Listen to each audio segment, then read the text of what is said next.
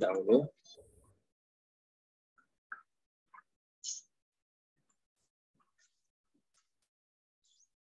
Jelita Arsynuraini.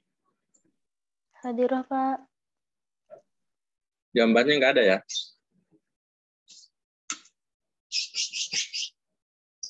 Jelita. Iya, Pak. Iya, Pak. Kelihatan nggak, Pak? Iya. Iya. Jihan Safoya Primasari. Hadirah, Bapak. Kaisa Lutfiah. Hadirah, Bapak. Kamilah. Hadir toh Bapak. Karima Nisa Solihah. Hadirah Bapak. Bapak maaf, Khadijah.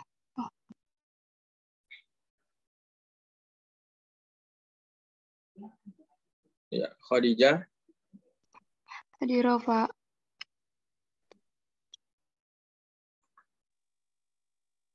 Khadijah hadirah, Pak. Gambarnya nggak ada ya? Laptopnya rusak, Pak. Kameranya nggak bisa hidup dari kemarin-kemarin. Khairun Nisa Nazifah.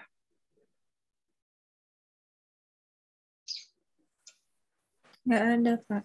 Keluar, Pak. Keluar. Wanita Maulidiyah. Izin sakit, Pak, Konita. Kurnia Nur Fitriani. Hadirah, Pak. Latifah Zahrani.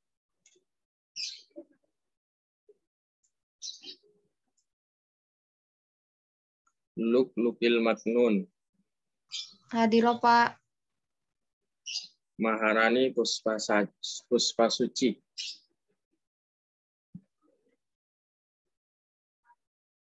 Masyrifah. Hadirah Pak. Mawaddah. Hadirah, Bapak. Pak, maaf Pak, Latifah ada Pak. Tadi sinyalnya keluar Pak.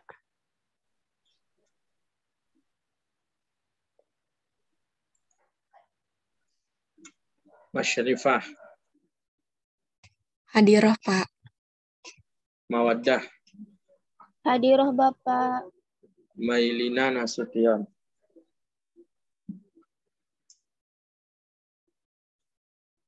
Miftah Fetrisiam Tamara. Hadirah, Pak. Minhatul Maula. Hadirah, Pak. Mia Salsabila. Hadirah.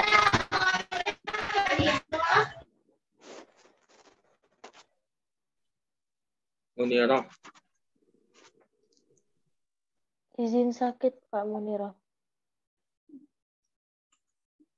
Mutia Salma Habibah. Hadir, Bapak. Mutiara Fitri Cahya Bunda. Hadirah, Pak. Nadia Almaswanhana. Hadirah, Pak. Nadia Tasya Muharrimah Saputra. Hadir Pak. Nadira.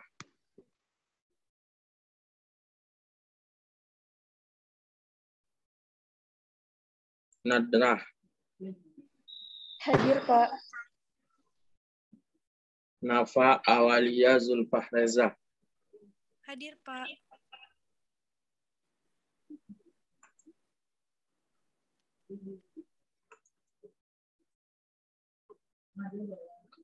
Nadia Nurul Islamiyah. Hadir, Pak. Najiatul Fadilah. Hadir, Pak. Nashwa Amelia. Hadir, Pak. Nelly Nur Humairah. Hadir, Pak. Nelvi Rahmita. Hadir, Pak. Neng Astri Sofianti. Hadir, Pak. Neng Zenit Khairun Nisa. Hadir, Pak. Nestia Fitri Nasrul.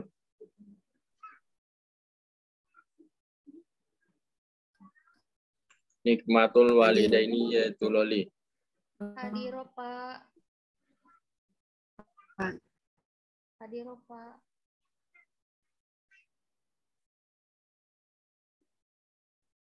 Novi Muflihatuz Zahra. Hadiroh, Pak. Novia Alifatul Fauziyah. Hadiroh, Pak. Nun Anisa. Hadiroh, Pak. Bapak, maaf tadi Maharani hadir, Pak. Siapa? Maharani. Tadi kemana, Pak? Juga hadir, Pak. Tadi Tadi kemana, suara Pak? Bapak, tadi suara Bapak nggak terdengar, Pak. Maaf, Pak. Iya, nanti tolong diperhatikan lagi ya. Baik, Pak. Bapak maaf, Nestia juga hadir, Pak. Siapa? Nestia juga hadir. Nestia Fitri. Tadi kemana?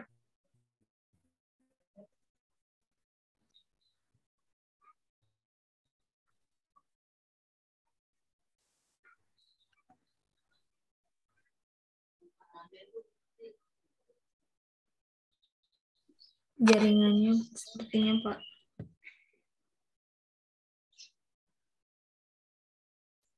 Baik, ada yang lain?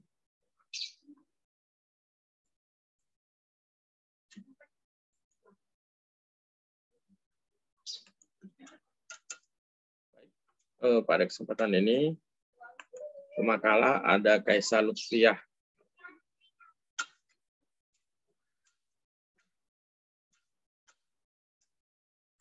Kaisa Lutfiyah yang mana?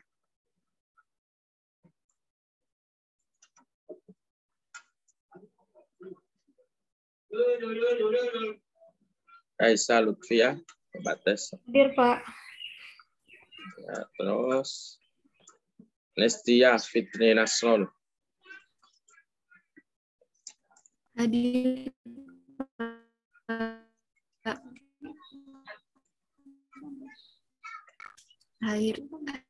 Hadir, Pak. Baik, silahkan dipresentasikan dengan judul Kajian Bahasa Arab sebagai Bahasa Sumber Islam dan Pergaulan Internasional.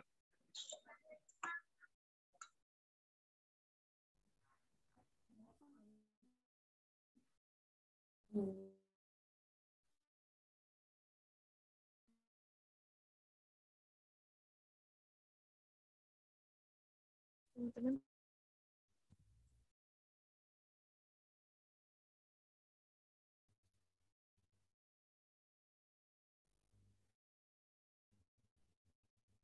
Suaraku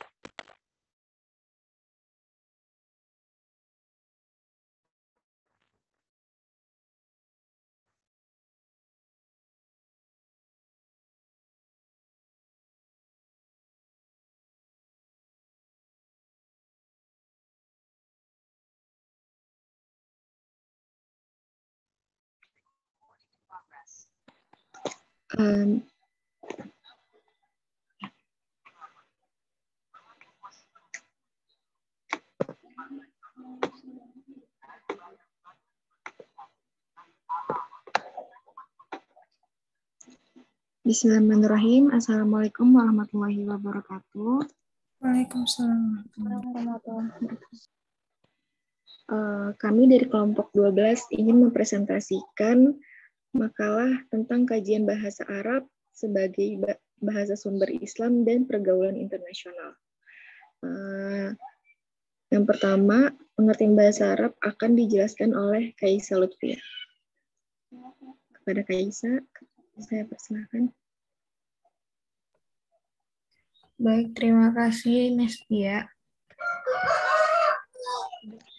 Maaf ya teman-teman dan Bapak, saya izin off cam. Bismillahirrahmanirrahim. Pengertian bahasa Arab. Definisi bahasa Arab dapat ditinjau dari sisi bahasa dan istilah. Pengertian Arab secara bahasa adalah gurun, Sahara atau tanah tandus yang di dalamnya tidak ada air dan pohon yang tumbuh di atasnya. Sedangkan bahasa adalah alat komunikasi yang digunakan manusia untuk saling berinteraksi dan berhubungan dengan berbagai motivasi dan keperluan yang mereka miliki. Secara istilah, bahasa Arab adalah bahasa yang digunakan oleh sekelompok manusia yang berdomisili di atas negeri Gurun Sahara Jazirah Arabia. Bahasa Arab atau Al-Arabiyatul Al-Lughah Al-Arabiyah atau secara ringkas Arabi adalah salah satu bahasa Semitik Tengah yang termasuk dalam rumpun bahasa Semitik dan berkerabat dengan bahasa Ibrani dan bahasa-bahasa non-Arami. Bahasa Arab memiliki lebih banyak penutur daripada bahasa-bahasa lainnya dalam rumpun bahasa Semitik.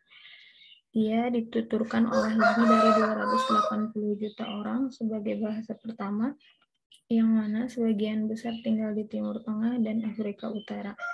Bahasa ini adalah bahasa resmi dari 25 negara dan merupakan bahasa peribadatan dalam agama Islam karena merupakan bahasa yang dipakai oleh Al-Quran.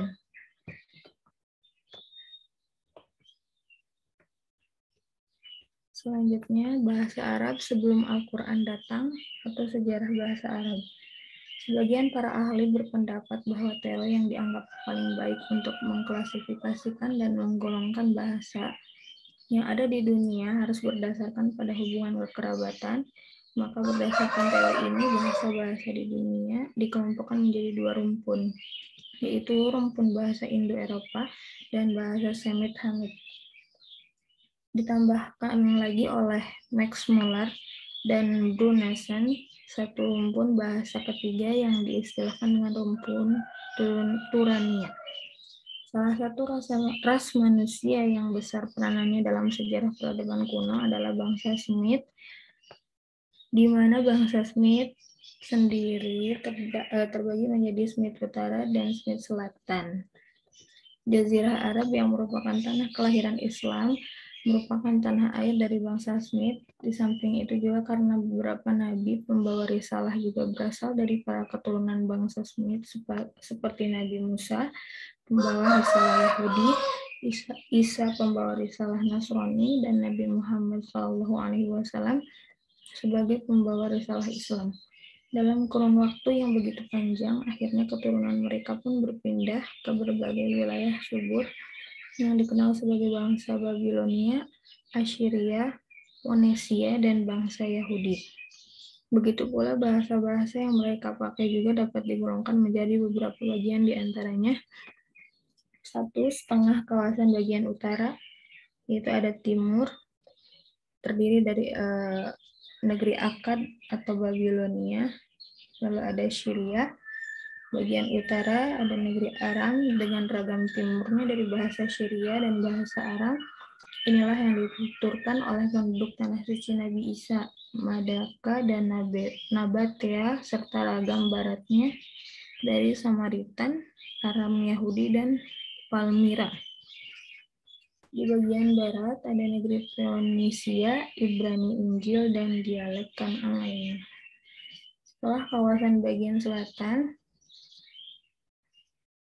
ada bagian utara yaitu Arab, selatan ada Sabka atau Himyari dengan ragam dan dialek Minaya, Mahri, dan Haikili, dan Gez atau Etiopik dengan ragamnya dari dialek Tigre, Amharik, dan Harari. Selanjutnya, hampir seluruh bahasa itu kini sudah punah yang tadi di atas ya teman-teman. Kecuali bahasa Arab yang sampai saat ini masih hidup dan terus digunakan. Sedangkan untuk menentukan siapa yang pertama kali berbicara bahasa Arab, masih banyak sekali perdebatan tentangnya. Sebagian dari mereka berpendapat yang pertama kali berbahasa Arab adalah Nabi Ismail, sebagaimana dalam sabda Nabi Muhammad SAW, yang diriwayatkan oleh Hakim dan Baihaqi dari Jabir. Qala Rasulullah sallallahu alaihi wasallam, ilaihim Ismail hadzal lisanul laham. Nabi Ismail benar-benar diberi ilhamin. Hadzal lisani ilhamin. Nabi Ismail benar-benar diberi ilham dengan lisan ini, yaitu bahasa Arab. Hadis di atas juga dipertegas dengan adanya hadis lain yang secara sharih menyebut bahwa orang yang pertama kali berbicara dengan bahasa Arab yang nyata adalah Ismail bin Ibrahim alaihissalam. Awaluman wataqa lisanihi bil arabiyyatil mabinati Ismail wa huwa ibnu 14 sanah. Orang yang pertama kali memperbaiki lisannya dengan bahasa Arab yang nyata adalah Ismail pada saat dia berusia 14 tahun. Bahasa Arab merupakan salah satu bahasa tertua di dunia. Namun keadaannya pada awal pertumbuhan dan perkembangannya tidak diketahui dengan pasti. Teks bahasa Arab tertua yang ditemukan hanya dimulai sesudah abad ketiga, sedangkan teks tertua dalam bahasa Arab yang kita kenal sekarang ini dapat diperoleh hanya dari masa 2 abad sebelum Islam datang, yaitu dinamakan sastra jahiliyah, al-adab al-jahili. Dari teks yang sampai kepada kita, bahasa Arab dapat dibagi menjadi 2 bagian. Pertama, bahasa Arab yang sudah punah, atau al-Arabiyyat al-Badi'ah, itu bahasa yang telah digunakan oleh keluarga-keluarga Arab yang tinggal di bagian utara Hijaz dan berdekatan dengan batas-batas wilayah Armenia. Karena pembaruan bahasa Arab ini dengan bahasa Armenia begitu jauh dan pusat-pusat bahasa Arab yang asli, maka bahasa Arab ini lama-kelamaan didominasi oleh bahasa Armenia dan menjadi punah sebelum Islam datang. Yang ditemukan di daerah-daerah itu hanya ukiran-ukiran belaka. Karena itu, bahasa Arab yang punah itu disebut bahasa Arab Kiran, al-Arabiyyah an-Nufushi. Kedua, bahasa Arab yang masih hidup, al-Arabiyyah al-Baqiyah, yaitu bahasa yang sampai sekarang masih digunakan oleh orang-orang Arab sebagai bahasa sastra, bahasa lisan, bahasa tulisan. Bahasa ini tumbuh di negeri Hijaz dan Najd, kemudian berkembang ke seluruh negara-negara Arab. Lalu ada urgensi bahasa Arab sebagai alat komunikasi agama Islam. Pertama, ada beberapa dasar pentingnya bahasa Arab yang digunakan sebagai alat komunikasi agama Islam. Di antaranya, bahasa Arab adalah bahasa wahyu. Al-Quran menyebutkan bahwa bahasa Arab sebagai bahasa wahyu disebutkan di dalam Al-Quran sebanyak 11 kali, yaitu dalam Quran surat Az-Zukhruf ayat 3, Yusuf ayat 2, Fussilat ayat 3 dan 4, Asyura ayat 7, Al-Ahqaf ayat 12, Ar-Ra'd ayat 37, An-Nahl ayat 103, Toha ayat 113, Asy-Syu'ara ayat 192 sampai 195, dan Az-Zumar ayat 27 sampai 28. Di antara bunyi firman tersebut adalah, sesungguhnya kami turunkan Al-Quran dalam bahasa Arab agar kamu mengerti. Quran surat Yusuf ayat 2. Yang kedua, bahasa Arab adalah bahasa yang bersifat ilmiah dan unik. Di antaranya mempunyai akar kata dan conjunction atau kata hubung yang bisa mencapai 3.000 bentuk perubahan yang tidak dimiliki oleh bahasa lain. Bahasa Arab adalah pelopor peradaban, sebab bahasa Arab digunakan di peringkat internasional selama 8 abad dalam bidang keilmuan, politik, ekonomi, dan lain-lain. Sehingga banyak sekali kata-kata Arab yang dipinjam atau diserap oleh bahasa lain hingga kini. Contoh saja ringkas kata Arab yang dipinjam dalam bahasa Indonesia seperti akal, ajaib, alkohol, aljabar, asyakr, atlas, bakhil, pajak, kertas, ilmiah, kimia, mayit, nisbi, wakil, zalim, dan lain-lain. Yang keempat yaitu bahasa Arab adalah bahasa Al-Quran, tonggak, peradaban dan merupakan bagian dari agama. Bahkan Imam Syafi'i berkata, dia mengharuskan setiap muslim untuk belajar bahasa Arab. Selanjutnya saya kembalikan kepada moderator. Baik, kemudian keistimewaan bahasa Arab sebagai bahasa Al-Quran itu pertama, Al-Quran untuk semua manusia. Berbeda dengan kitab suci agama sebelum Islam yang diperuntukkan khusus kepada kalangan terbatas. Al-Quran diperuntukkan untuk seluruh makhluk melata yang bernama manusia. Maka bahasa yang digunakan Al-Quran haruslah bahasa yang punya posisi strategis bagi semua bangsa manusia. Dan bahasa itu adalah bahasa Arab dengan sekian banyak alasannya. Di antaranya yang pertama, ada bahasa Arab adalah bahasa tertua di dunia. Ahli sejarah bahasa mengatakan bahwa Nabi Adam dan istrinya Hawa adalah manusia yang pertama kali menggunakan bahasa Arab, sebab mereka diciptakan di dalam surga, di mana ada dalil yang mengatakan bahwa bahasa penduduk surga adalah bahasa Arab. Ketika Adam alaihissalam menjejakkan kaki pertama kali di permukaan planet bumi, maka bahasa yang dilafaznya tentu bahasa Arab. Kalau kemudian anak Adam berkembang biak dan melahirkan jutaan bahasa yang beragam di muka bumi, semua berasal dari bahasa Arab. Kemudian yang kedua, yang bagian B, bahasa Arab paling banyak memiliki kosakata sebagai induk dari semua bahasa, dan sebagai induk dari semua bahasa di dunia dan tetap digunakan umat manusia hingga hari ini. Wajar pula bila bahasa Arab memiliki kosakata dan pembendaraan yang sangat luas dan banyak. Bahkan para ahli bahasa Arab menuturkan bahwa bahasa Arab memiliki sinonim yang paling menakjubkan. Kata unta yang dalam bahasa Indonesia hanya ada satu padanan, ternyata punya 800 padanan dalam bahasa Arab yang semuanya mengacu kepada satu hewan unta. Sedang kata anjing memiliki seratusan padanan kata.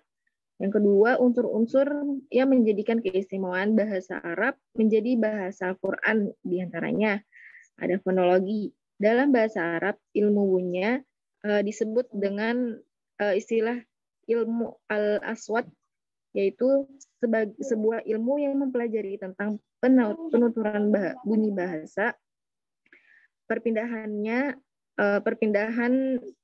dan penerimaannya. Ilmu fonologi adalah ilmu yang membahas tentang bunyi bahasa tertentu dengan mempertimbangkan fungsi. Kemudian ada sintaksis. Ilmu nahwu adalah atau sintaksis itu atau ilmu nahwu.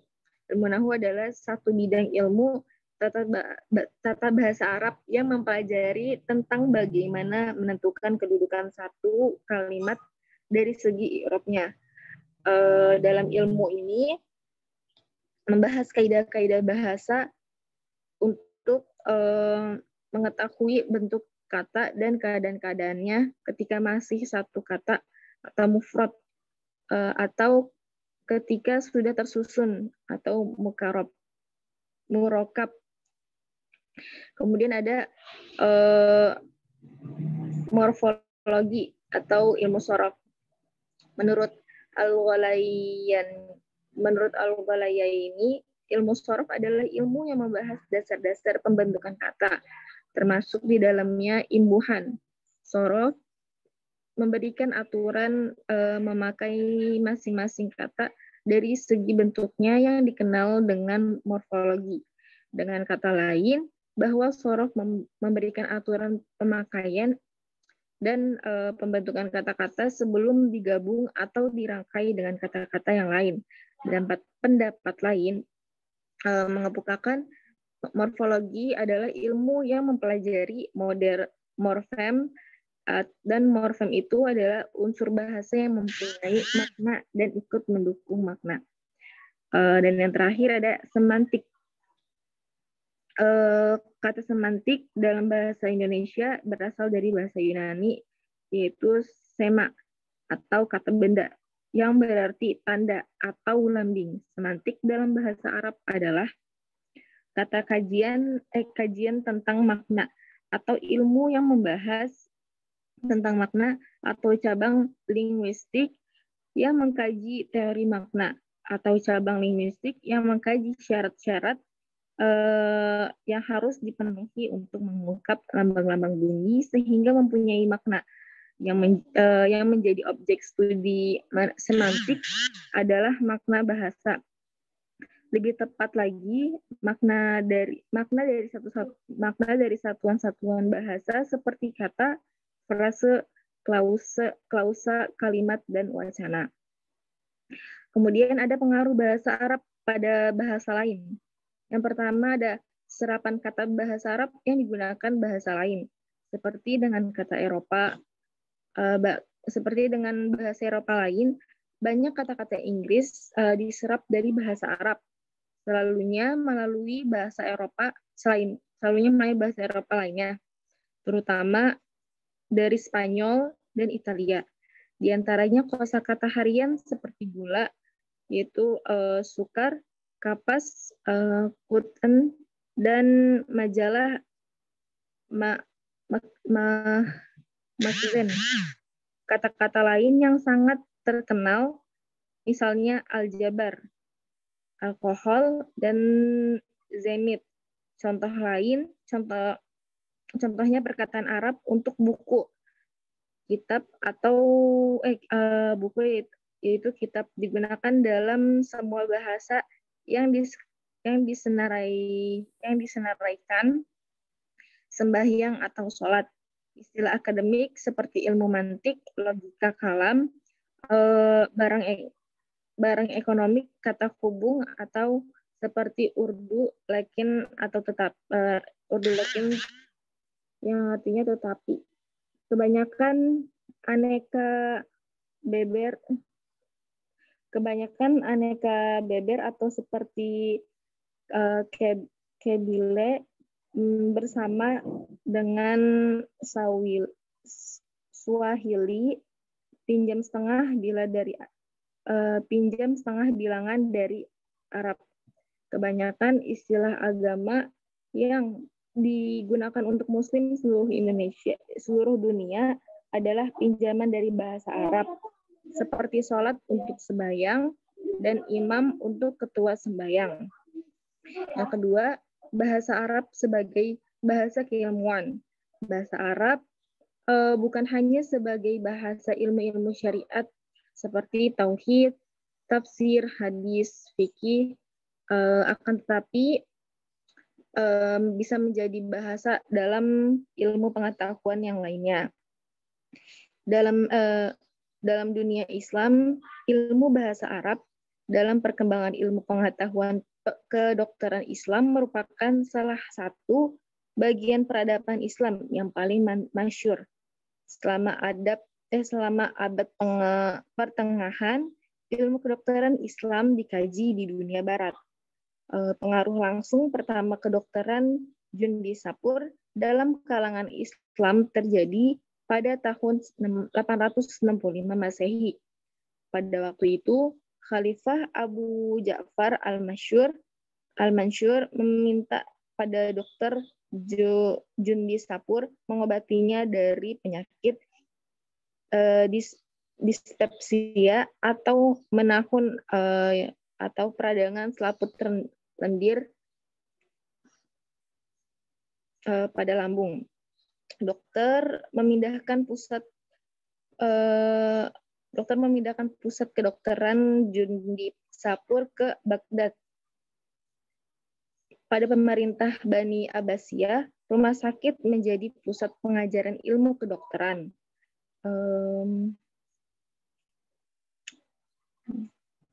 Sementara itu, aspek teoritisnya dibahas di masjid dan madrasah. Selain terdapat pusat pengajaran ilmu kedokteran, banyak pula buku-buku kedokteran yang diterjemahkan dari bahasa Yunani, Persia, dan India ke dalam bahasa Arab.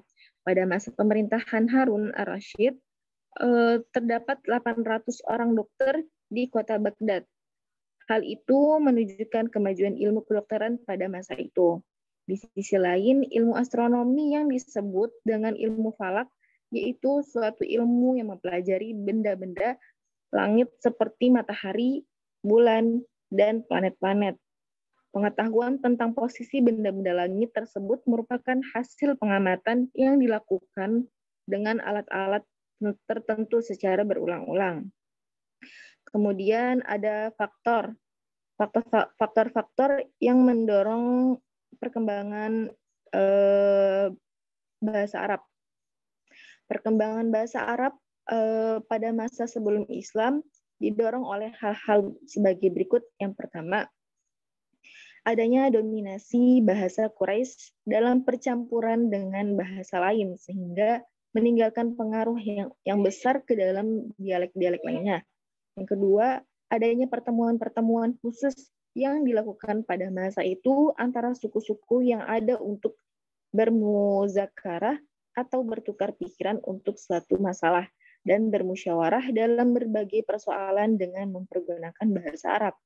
Yang ketiga, adanya pasar-pasar atau aswak, perdagangan, dan sastra yang diadakan pada bulan-bulan tertentu setiap tahunnya yang juga menuntut penggunaan bahasa Arab Quraisy seperti suku Ukas, Majannah, dan Zu'al Majaz dekat kota Mekah. Dan turunnya Al-Quran dalam bahasa Arab memberikan dukungan yang besar dalam perkembangan bahasa Arab pada masa-masa berikutnya. Pada masa Islam, perkembangan bahasa Arab juga sangat didukung oleh beberapa faktor. Di antaranya ialah yang pertama, penaklukan Arab atas bangsa-bangsa lain dengan membawa ajaran Islam yang tercantum dalam Al-Quran dan hadis Rasulullah SAW yang menggunakan bahasa Arab. Dan yang kedua, kuatnya hubungan politik, ekonomi, dan kebudayaan kebudayaan Arab dengan bangsa-bangsa yang ditaklukkannya. Baik, itu saja presentasi dari kelompok 12. Untuk kelompok lain, teman-teman, apakah ada yang ingin bertanya atau ingin menambahkan?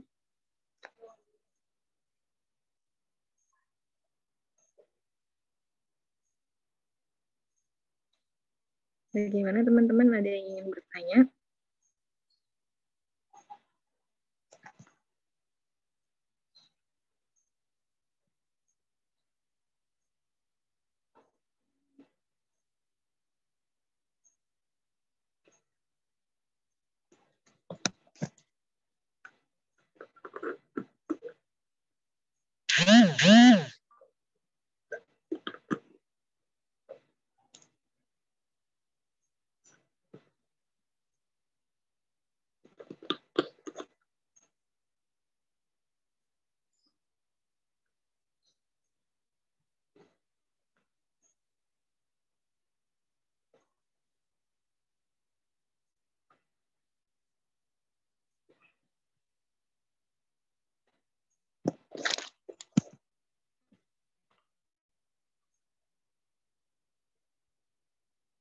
Gimana teman-teman? Atau ada yang mau menambahkan? Atau ingin menyanggah?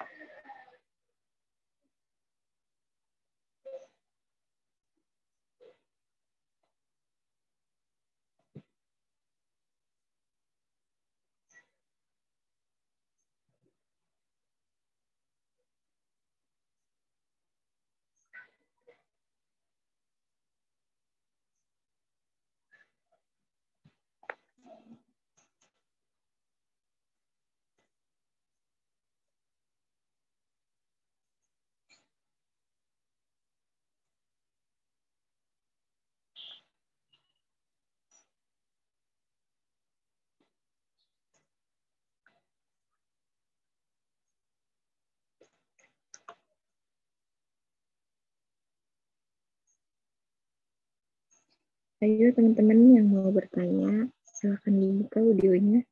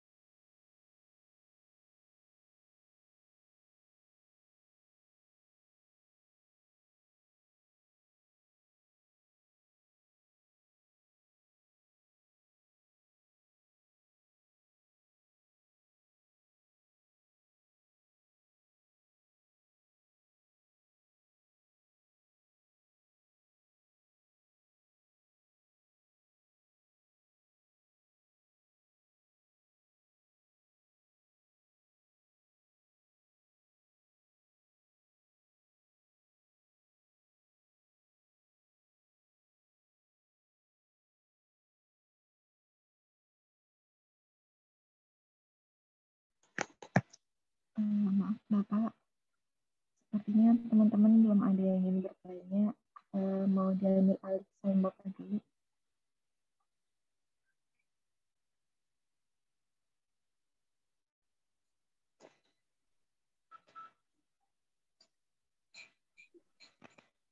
Ya, ayo silahkan didiskusikan dulu ya. Jadi kalau tidak ada yang bertanya dianggap tidak quorum ya.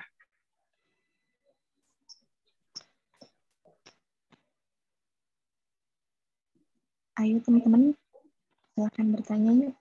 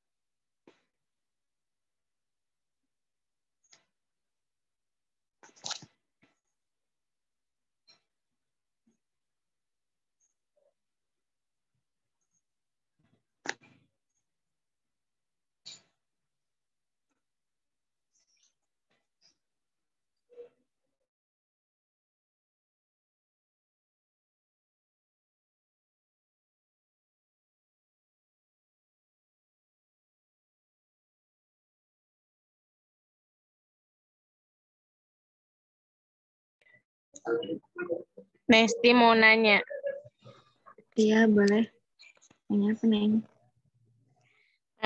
Apa? Jadi kan ini tentang objek kajian bahasa Arab. Nah, objek kajian dari kajian bahasa Arab ini seperti apa misalnya?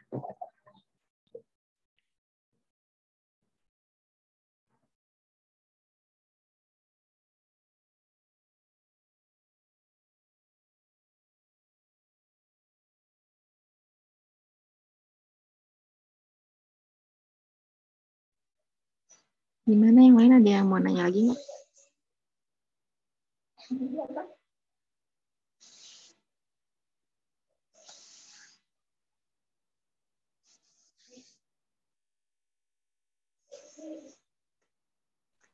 Ines izin bertanya, Novia.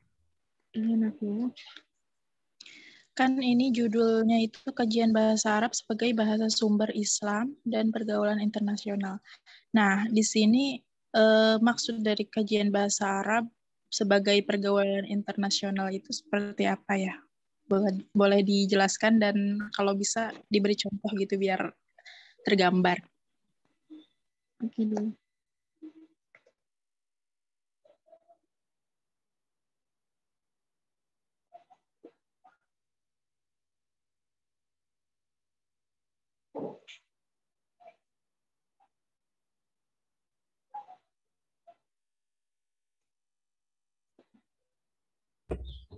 Nesti, aku mau izin jawab yang pertanyaan yang Astrid. Silakan Kak Isa. Jadi yang Astrid, objek kajian untuk studi kajian bahasa Arab ini, contohnya bisa yang Astrid kalau misalkan tertarik dengan ilmu kedokteran, misalkan membahasnya tentang dari objek kebahasaannya. Bisa seperti itu misalnya. Paham nggak nih Astrid?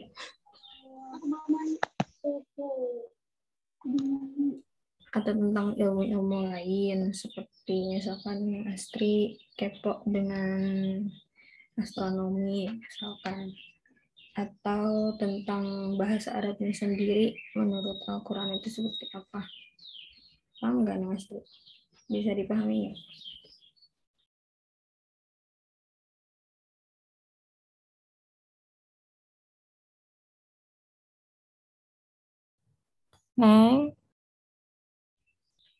Neng Astri. Iya, Kaisa. Kedengeran gak tadi?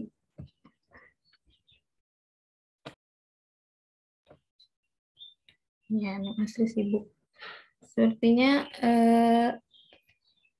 untuk jawaban Novia juga kurang lebih seperti itu nggak sih, Nov? Gimana tuh? Jadi kan kamu nanya, jadi objek kajian untuk kajian bahasa Arab ini dengan bahasa internasional kan ya? Pergaulan internasional itu Pergaulan internasional. Ya.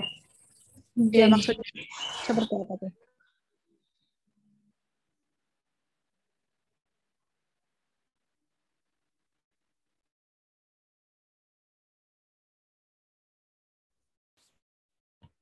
Jadi bisa saja kamu misalkan mau meneliti kajian-kajian yang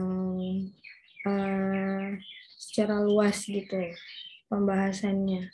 Jadi ada perspektif dari bahasa Arabnya gitu dalam kajian kan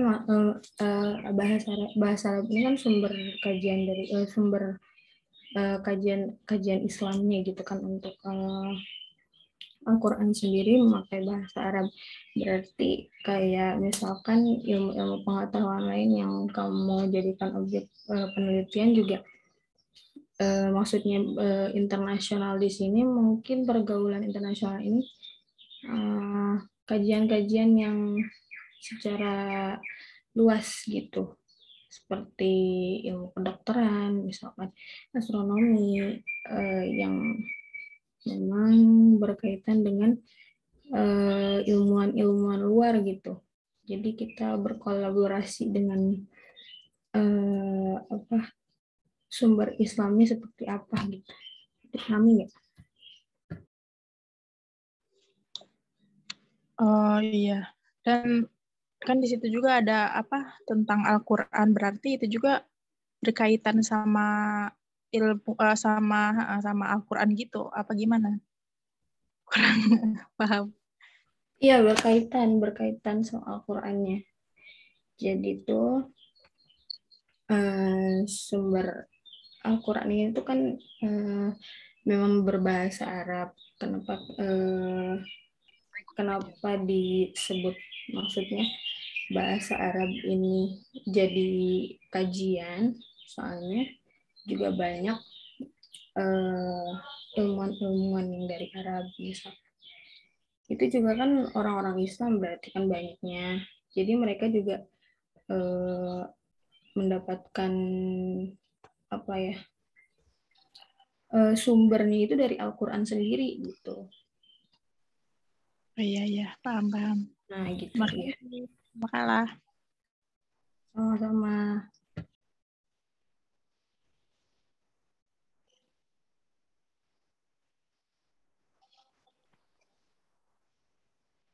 Ini ada tambahan, Beb?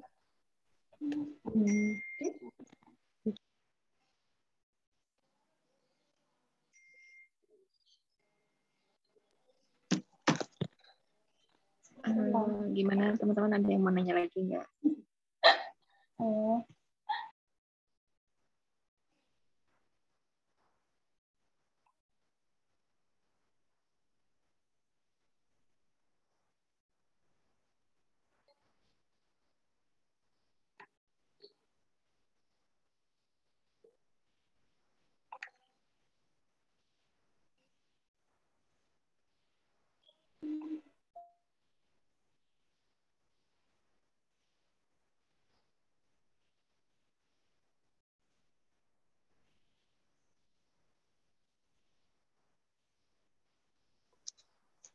Teman-teman, siapa lagi yang ingin bertanya?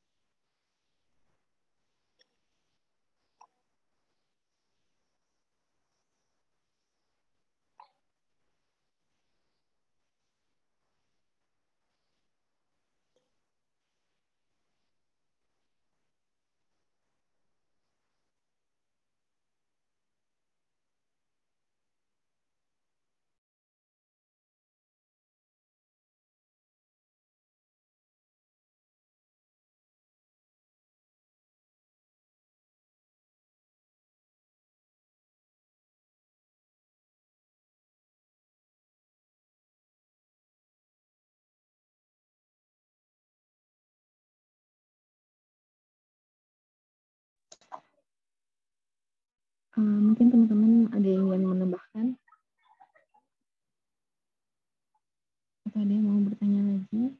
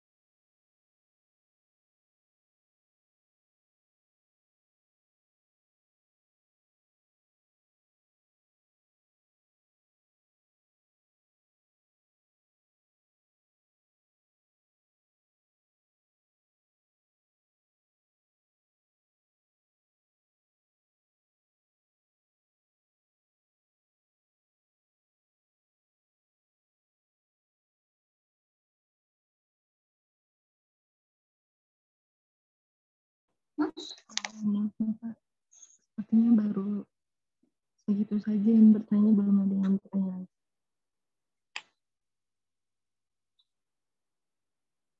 Apa mungkin Bapak mau ambil alih? Kalau teman-teman ada yang ingin bertanya lagi? Ya, ayo silahkan.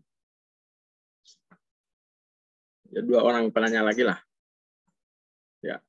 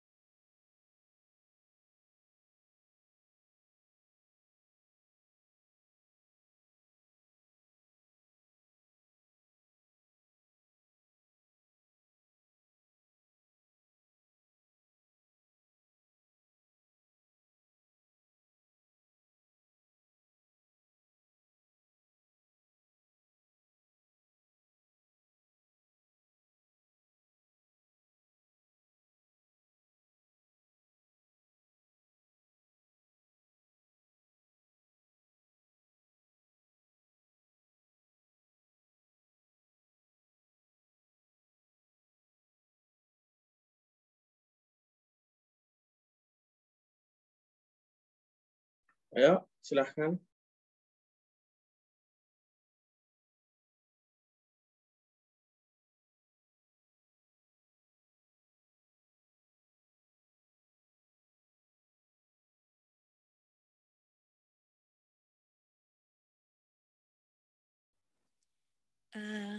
Kaisa sama Ines mau nanya dong, Nafa.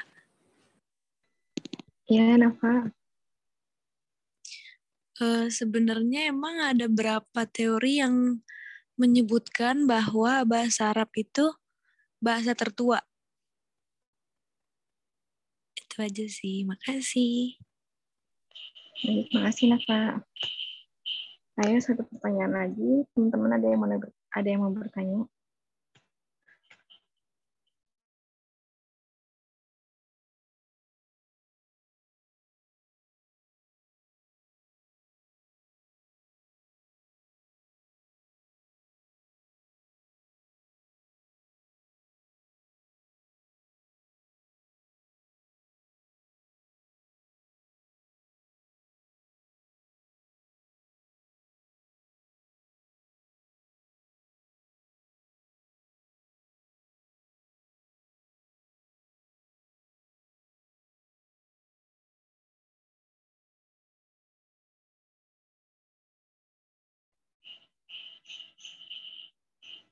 Yuk dibuka satu pertanyaan lagi, teman-teman.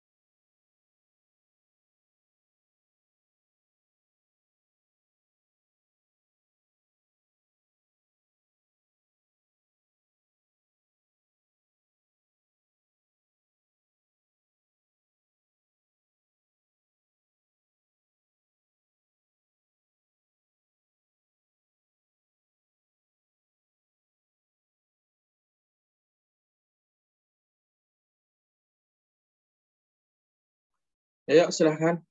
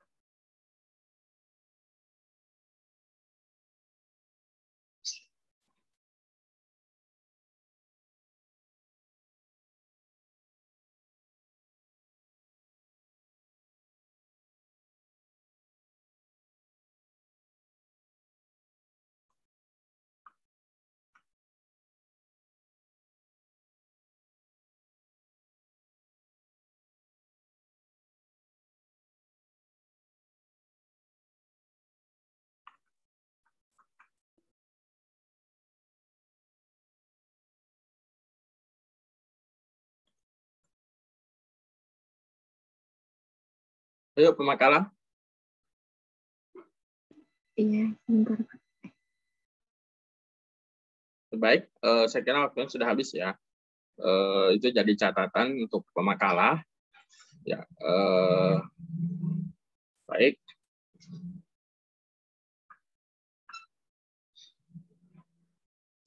Kita lanjutkan untuk review makalah terlebih dahulu. Ya.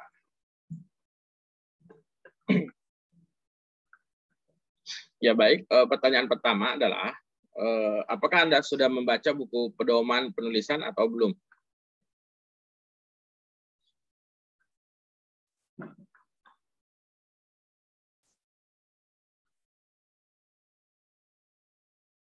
Yuk, pemakalah, silakan dijawab.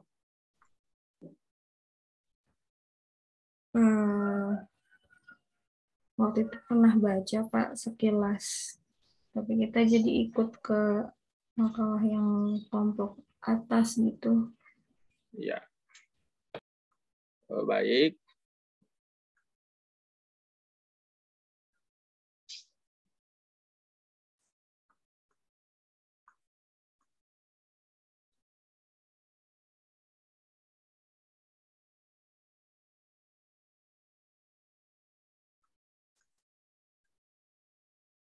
Ya.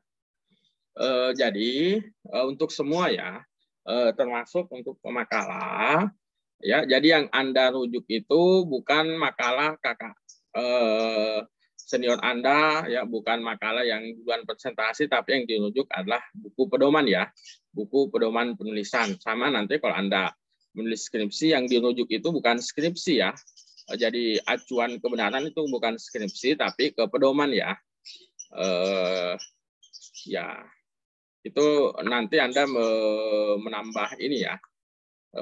Kalau mengatakan merujuk di skripsi senior Anda ya, merujuk di makalah itu sebenarnya hanya menambah ini ya, menjadi catatan buat Anda ya, sehingga yang dirujuk itu adalah ketentuan yang disebutkan dalam buku pedoman ya. Kalau sesuai sih nggak ada masalah ya. Tapi kalau tidak sesuai, nah itu jadi persoalan ya. Sehingga ketentuannya kan sudah jelas ya, misalnya terkait dengan ketentuan teknis ya, ketentuan teknis paling minimal lah ya, misalnya ini rata kiri dan kanan ya.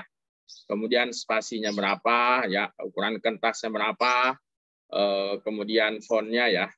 Ya nanti tolong disesuaikan ya. Ya itu yang pertama. Kemudian bagaimana penulisan footnote ya. Ya. Nanti tolong di rata kiri kanan ya.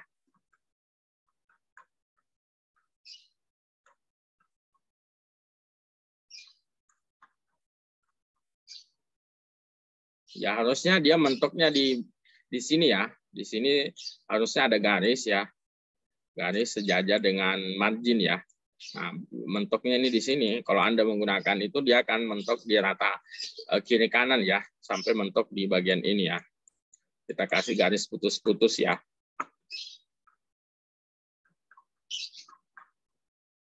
Kemudian coba perhatikan di daftar pustaka. Nanti Anda tolong ya lihat kembali sih bagaimana sih pengutipan data pustaka yang benar ya.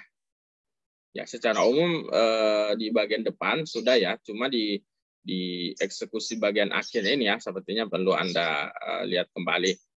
Ya kemudian termasuk rata kiri kanan ya, ini kelihatan jelas ya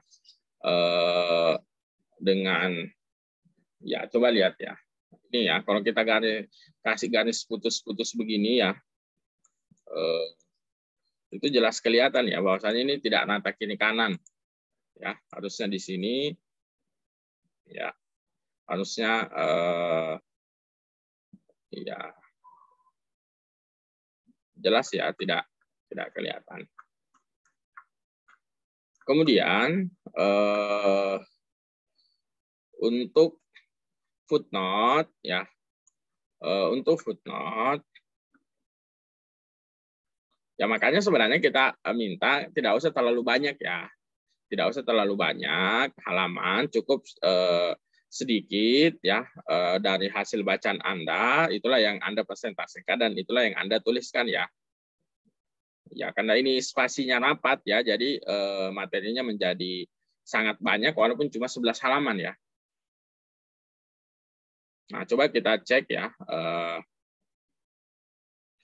Untuk ini ya nanti menggunakan H ya. Atau untuk jurnal sebenarnya tidak menggunakan simbol H ya, tapi langsung nomor halaman.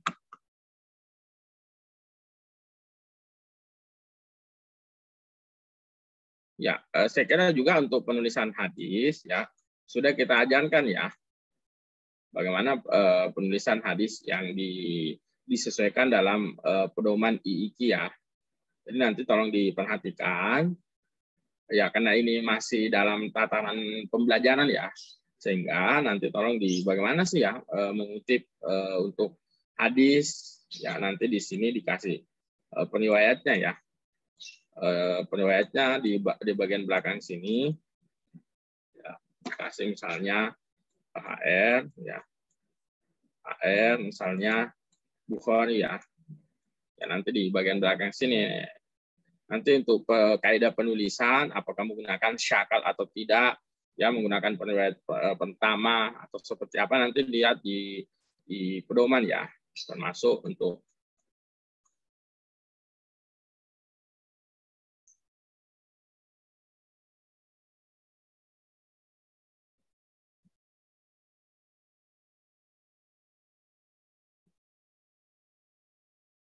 ini hadis ya, bagaimana?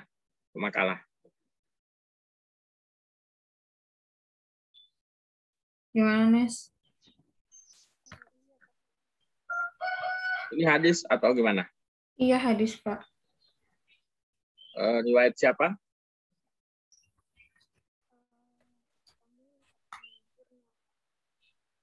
Nes?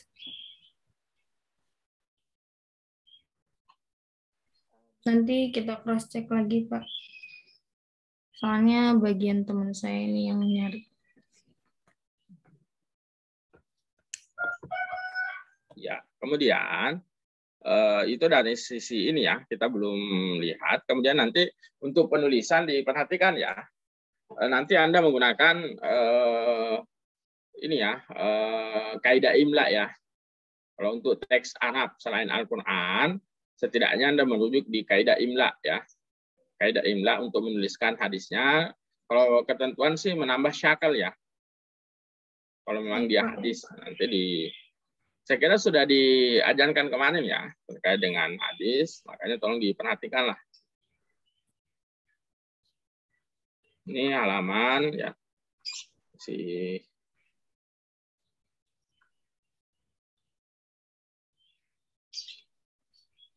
dan nanti untuk itunya pengutipannya dicek lagi ya di buku pedoman. Kemudian sebelum masuk ke isi ya, untuk penulisan ini masih berantakan ya, tolong diperhatikan.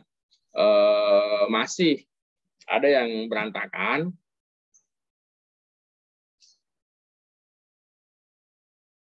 Ya kalau dia menyatu seperti ini nggak usah ini ya, tidak usah I-nya besar. karena dia sudah menyatu menjadi satu kesatuan. Kemudian di bagian bawah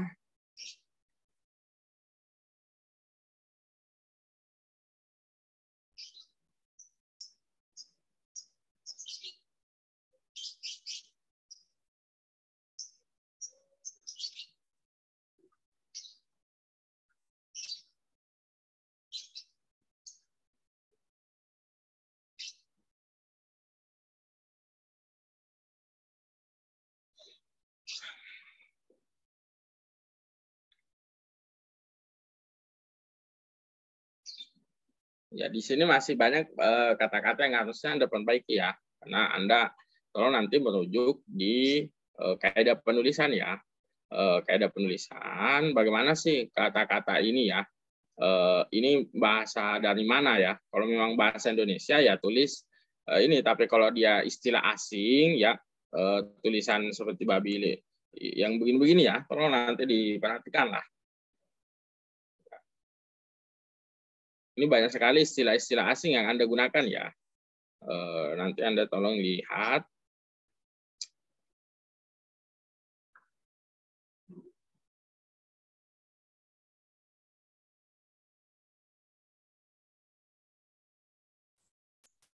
Ya, banyak sekali ya, terutama terkait dengan penulisan kapital ya. Kapital, kemudian kata serapan, kemudian istilah, tolong Anda perhatikanlah. Seperti ini. Ya, saya kira sudah diajarkan ya bahwasanya semua bahasa yang selain bahasa Indonesia Anda berubah ke bahasa Indonesia atau setidaknya Anda transliterasi ya. Transliterasi sesuai dengan panduan yang telah disebutkan.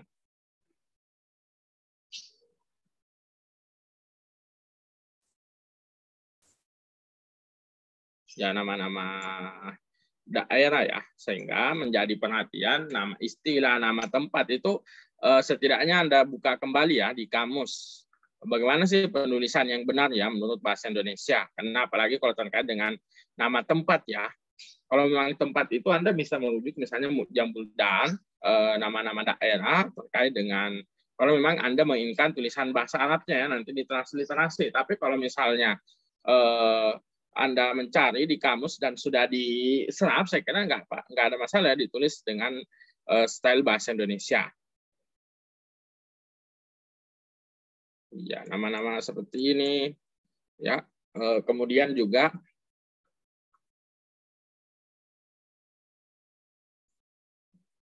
iya.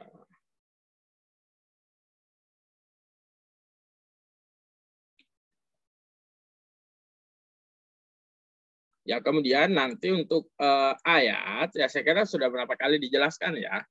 Terkait dengan ayat, tolong lihatlah di pedoman ya. Lihat di pedoman bagaimana sih cara menulis ayat.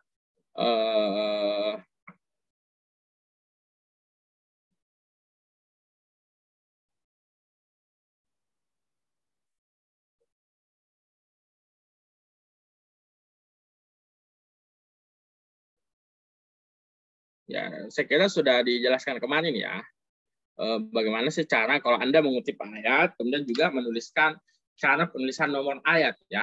Ini sudah menjadi ketentuan baku, apalagi teman-teman sekalian berada di lingkup Islamic Studies, khususnya di IKI Jakarta. Nanti bukalah kembali di pedoman ya terkait dengan apa sih yang pertama ditulis kalau kita menginginkan untuk menulis ayat ya. Yang paling pertama nanti buka kuno, nanti setelah itu QS ya.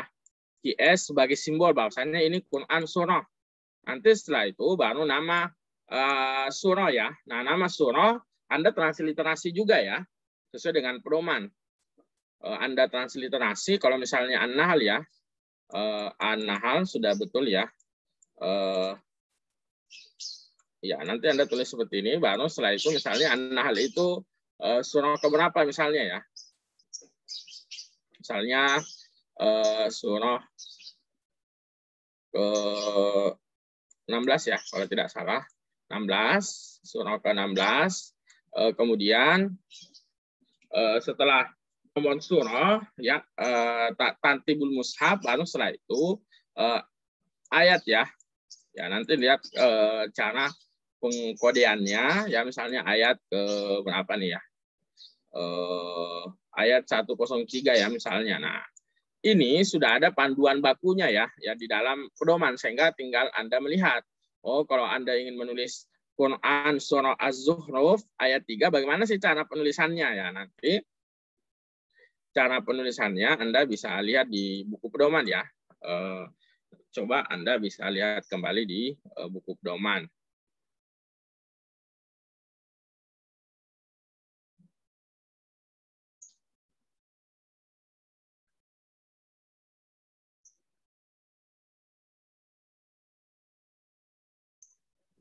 Baik, Pak.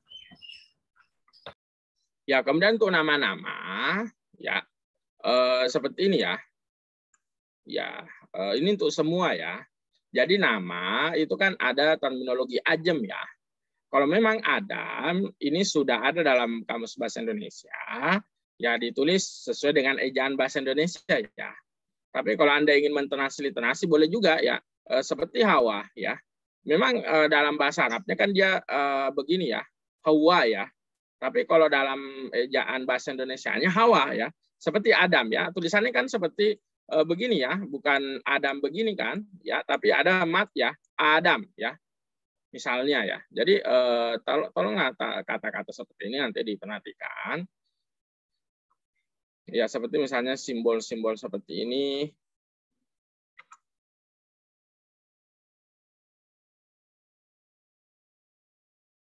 Ya, apalagi untuk seperti ini banyak sekali ya yang harus Anda perbaiki ini ya, selaraskan bahasanya, pengaruh.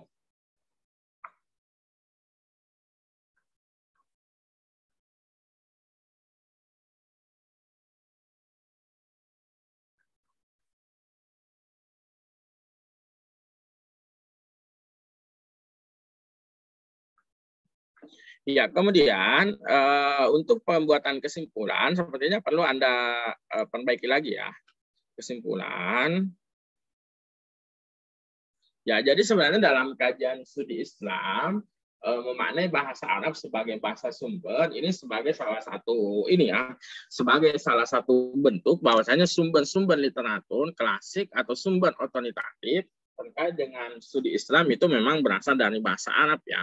Bahasa Arab, ilmu bahasa merupakan salah satu ilmu yang memang pada prinsipnya merupakan alat ya, merupakan tools, merupakan alat untuk menuliskan informasi ya, sehingga informasi dalam literatur keislaman ya memang basicnya adalah bahasa Arab ya, sehingga ini menjadi kunci pembuka untuk masuk dalam Islamic Studies ya. Sebenarnya arahnya ke situ ya teman-teman sekalian. Kemudian terkait dengan poin-poin ini ya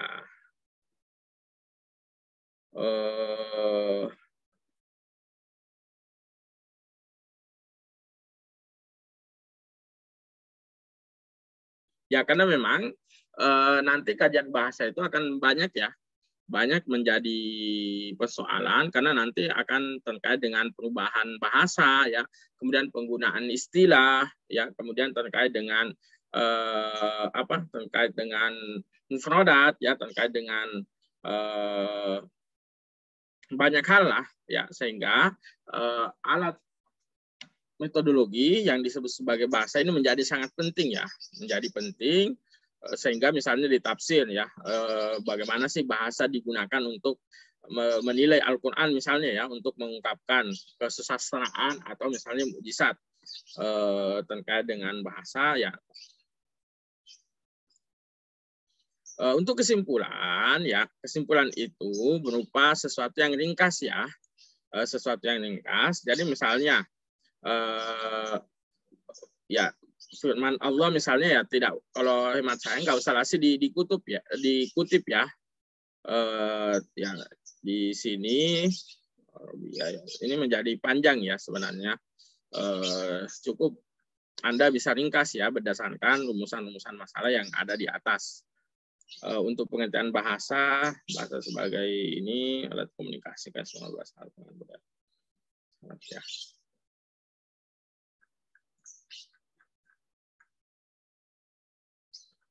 Ya, sebenarnya Anda belum menjawab ya, misalnya bahasa sebagai bahasa sumber Islam ya. Bagaimana sih kedudukan dan urgensi bahasa Arab sebagai bahasa sumber ya, bahasa sumber dalam Islamic Studies ya, karena bukan sekedar hanya Al-Qur'an ya, tapi hadis, kemudian literatur klasik itu menggunakan tools, menggunakan alat untuk mengungkap ya, sehingga kajian-kajian yang lebih advance ya, kalau misalnya teman-teman sekalian belajar tentang yang lebih detail ya, jadi memang persyaratan bahasa itu menjadi persyaratan ya. Jadi kalau misalnya teman-teman sekalian mencari naskah ya, maka sampai ke bahasanya ya, teman-teman sekalian misalnya pelajari. Ya ini kemudian terkait dengan pergaulan internasional, saya kira juga ini belum muncul ya. Muncul nanti bisa ditambahkan 2 poin ini ya, beberapa poin di bagian sini bisa dihapus lah ya. Dihapus, setidaknya ada muncul terkait dengan urgensi bahasa Arab sebagai sumber Islam. Kemudian bagaimana sih posisi bahasa Arab di pergaulan internasional ya, karena ya tidak bisa dipungkiri bahasa Arab menjadi salah satu bahasa yang diakui secara internasional ya, melalui konvensi PBB dianggap sebagai salah satu bahasa ini ya, bahasa internasional yang digunakan sampai sekarang. Ya saya kira itu masih ada 2 menit, kalau ada pertanyaan silahkan.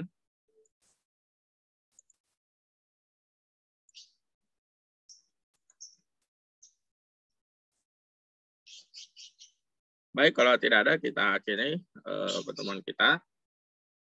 Assalamualaikum warahmatullahi wabarakatuh. Waalaikumsalam warahmatullahi wabarakatuh. Waalaikumsalam warahmatullahi wabarakatuh.